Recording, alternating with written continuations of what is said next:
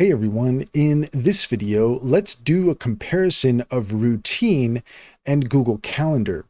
In order to do so, here we are at routine.co and we're also at calendar.google.com.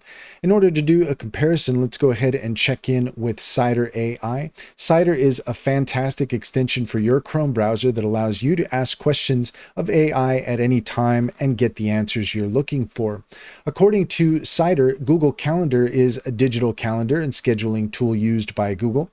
It is for scheduling events, appointments, reminders with date and time, and its features include syncing across devices, sharing calendars with others, and integrates well with Gmail, Google Meet, and other Google services. You could set recurring events and customizable notifications, and it supports multiple calendars and overlay views.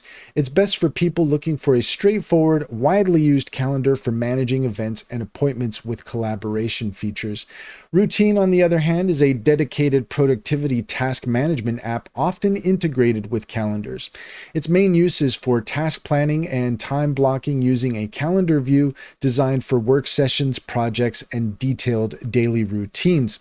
It combines task management with calendar scheduling, and it emphasizes focus time and routine habits.